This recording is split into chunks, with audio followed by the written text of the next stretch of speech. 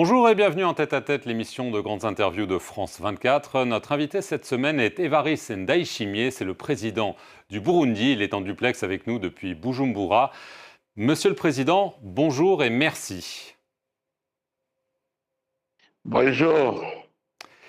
Alors, on va évidemment parler de la situation dans la région. La guerre en République démocratique du Congo, voisine de chez vous, fait rage depuis des mois, entre d'une part le groupe rebelle du M23, soutenu par le Rwanda, et d'autre part les forces congolaises et leurs alliés, dont le Burundi. Alors, ces dernières semaines, il y a eu des efforts de médiation. En plus des efforts africains, il y a le Qatar et surtout les États-Unis avec une déclaration de principe qui a été signée à Washington entre le Rwanda et la RDC.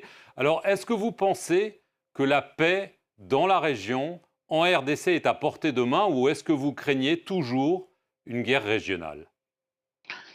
Euh, En tout cas, d'abord, je me réjouis du fait qu'il y a des engagements de partout pour euh, faire retourner la paix dans la région.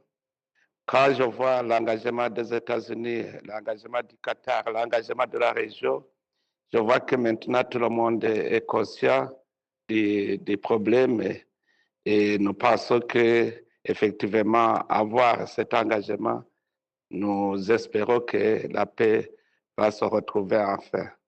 Sinon, aujourd'hui, la situation est dramatique. On a besoin de donner un coup de souffle à cette population qui devient victime d'une guerre qui n'a pas de raison. Alors, à la fin du mois de mars, vous avez déclaré à nos confrères de la BBC avoir pris connaissance, je cite, de renseignements crédibles selon lesquels le Rwanda envisageait d'attaquer votre pays. Le Rwanda a nié cela. Rien ne s'est passé depuis. Est-ce qu'aujourd'hui, vous avez toujours des informations selon lesquelles votre voisin rwandais compte attaquer le Burundi? Nous avons d'abord des informations, nous connaissons son plan et aussi on a des indices. Les indices que nous avons, c'est d'abord qu'il maintient toujours les, les instigateurs du putsch de 2015 qui ont l'intention d'attaquer le Burundi. Alors nous savons qu'ils voudraient les utiliser comme ils utilisent le M23 en RDC en disant que ce sont des Congolais. Et son plan est qu'il va les utiliser les Burundais putschistes de 2015, les utiliser en disant que ce sont des Burundais alors que réellement ça sera le Rwanda. Comme nous avons ces indices-là et que nous voyons qu'il n'a pas l'intention de remettre ces putschistes dans les mains de la justice burundaise. Toujours, on a des inquiétudes, mais nous espérons que aussitôt que la guerre cesse en RDC, il sera difficile pour le Rwanda d'attaquer frontalement, directement le Burundi. Donc ce que vous semblez craindre, c'est une alliance, j'allais dire, entre le M23, les troupes rwandaises qui seraient présentes tout proche de chez vous, au sud Kivu, et ce groupe rebelle, les Red Tabara, dont vous venez de parler. C'est ça que vous craignez? En fait, dans son plan, c'est que quand ils vont arriver à la frontière burundaise, ils vont attaquer le Burundi en arguant que ce sont des Burundais de sépaраtistes de 2015 qui sont maintenus à Kigali, qui sont entretenus par lui. Vous savez, ils ont préparé à maintes reprises des actes terroristes ici dans le pays. Ils se préparaient au Rwanda, ils étaient armés, financés par le Rwanda, et ils retournaient au Rwanda. Nous avons des informations. Donc, tant que nous ne voyons pas un signal qui montre très bien qu'il n'y a pas d'intention nocive contre le Burundi reste aux aguets. Alors, de là où vous parlez, Bujumbura, on est à quelques kilomètres du sud Kivu. Est-ce que, suite à ces soupçons, vous avez aussi vu des troupes rwandaises, je parle de soldats rwandais, être de plus en plus présents, proches de vos frontières, proches de chez vous? Oui, vous savez, les Rwandais et les Burundais se connaissent très bien. Nous savons que ce sont des militaires rwandais qui veulent s'approcher de la frontière du Burundi. Donc, il n'y a pas de doute, c'est ce que nous voyons sur le terrain. Est-ce que vous parlez à Paul Kagame ou plus du tout? On s'est parlé il y a longtemps. Euh, la guerre n'avait pas encore repris.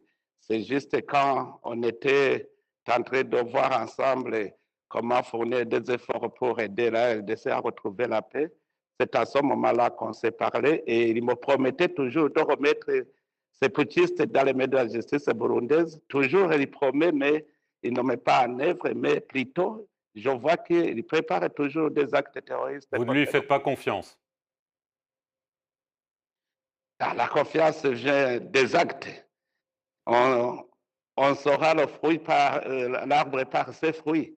Alors, si rien n'est fait, ça montre qu'il n'y a pas de confiance.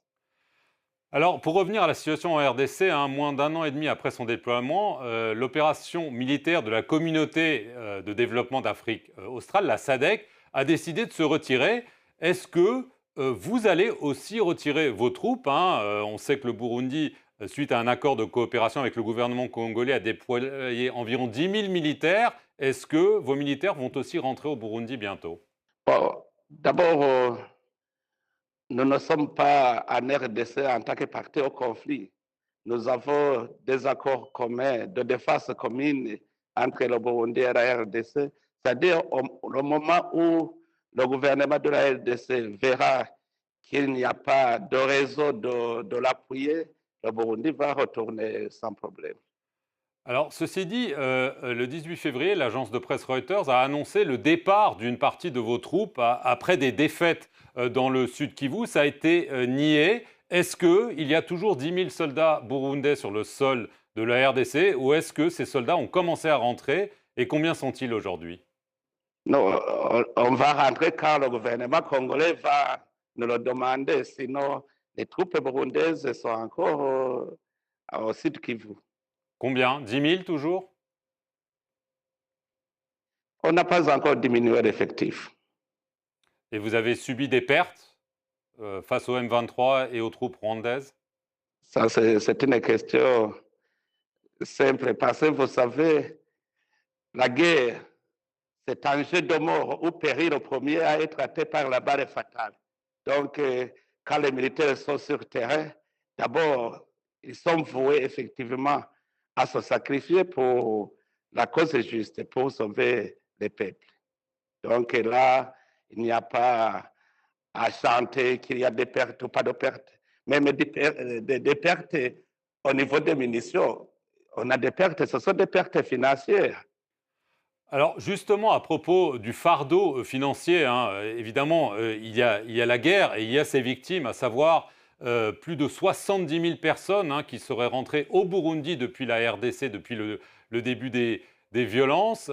Est-ce que vous avez les moyens, parce qu'on sait que les partenaires humanitaires disent qu'il faut 76 millions de dollars, on sait aussi que l'administration Trump a décidé de couper drastiquement dans l'aide américaine. Est-ce que vous craignez une catastrophe humanitaire dans votre pays? Comme vous le dites, c'est un fardeau pour le Burundi, puisqu'effectivement, nous ne voyons pas d'assistance suffisante envers cette population. Alors, le Burundi essaie de faire autant que faire se peut. Et nous essayons de mobiliser des associations, des communautés locales pour venir en aide à cette population. Ce que nous avons, c'est ce que nous pouvons faire. Mais nous sommes en train aussi de dialoguer avec le gouvernement de la RDC pour nous aider à les assister parce qu'ils n'ont pas fui le pouvoir, ils ont fui l'ennemi qui a attaqué le pays. Et je me réjouis que la première dame de la République démocratique du Congo vient de séjourner à Bujumbura. Elle est allée voir ces réfugiés dans les camps et les a assistés.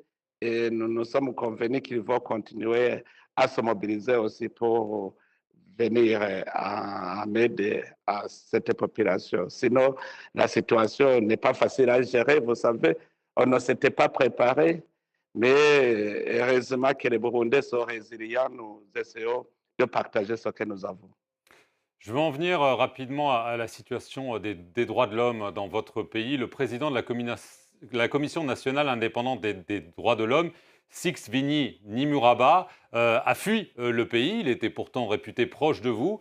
Il avait présenté un rapport qui parlait de violations, notamment des droits de l'homme, d'homicides volontaires, de disparitions forcées, d'actes de torture. Le président de l'Assemblée nationale l'a vivement critiqué en l'accusant de ternir l'image du pays. Il y a eu aussi la fuite de 2 commissaires de la commission Vérité et Réconciliation.